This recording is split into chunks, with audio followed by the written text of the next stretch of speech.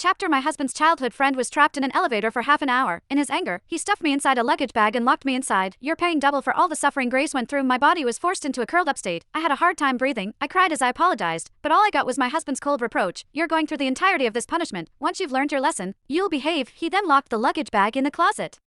I screamed in despair and struggled to break free. My blood seeped out of the bag and soaked the floor. 5 days later, he felt sorry for me and decided to end the punishment. Let this punishment be a warning for you. This time, he'll let you go. Little did he know that my body was already rotting inside the luggage bag. That jealous woman hasn't come over to kick up a fuss. Has she learned her lesson and is finally obeying my rules? I knew it. She's the type who needs to be punished before she learns her place. But Lucas, Xander's assistant, suddenly stiffened up. Mr. Foster, I don't think Mrs. Foster has been released just yet. Xander's expression wavered momentarily, but he soon schooled his face again. That's fine. Let her reflect on her actions for a few more days. Lucas looked like he had something to say but did not know how to breach the topic. In the end, he said, Mr. Foster, a foul smell is coming out of the room where Mrs. Foster is locked up. Shouldn't you take a look? Xander's voice turned cold. A foul smell? That's normal. Susan is the type to do whatever it takes to live.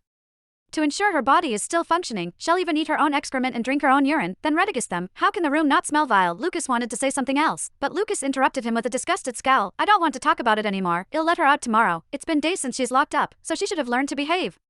If she apologizes to Grace after she's out, he'll look past this. Right after he finished speaking, Grace walked in barefooted. Xander's gaze instantly turned gentle. Do you still have nightmares? Grace, don't worry. I've already punished Susan. I'm going to make her experience tenfold your suffering. He hugged Grace and gently caressed her hair. You're so nice to me, Xander. Grace buried her head in his arms and pouted. Susan must have learned her lesson by now. I just want her to apologize to me. I never wanted her to be punished. She won't blame me for it, will she? As I watched them flirt with each other, I laughed, but my laughter did not alert anyone. After all, I was dead. At the final moment of suffocation and despair, my soul came out of the cramped and scary luggage bag. I could see that the surface of the luggage bag was already soaked through with blood. I could even see a lock over the closet containing the closet, as if it wanted to trap the person inside forever, even after I became a ghost. I was so terrified by the suffocating sight that I shut my eyes. Meanwhile, Xander was still cooing at Grace to comfort her. Did you have another nightmare? Don't worry, he'll stay by your side forever. He caressed Grace's face gently. I'm sorry you had to go through that. Grace, did you know that Susan even ate her excrement and drank her urine just to survive? She treasures her life so much but would hurt you. I have to make her pay. I was so stunned when I heard this that I could not even cried. Xander was right. I did want to live. The luggage box was small. In order to stuff me inside, Xander broke my hands. I endured the pain to escape. When I discovered that it was useless, I did my best to conserve my stamina to pass the time. But before he stuffed me inside, he forgot that I was pregnant. Being bent over for a prolonged period of time meant that I was putting pressure on my stomach. I was in great pain, and I lost control over my emotions, but I could do nothing about it.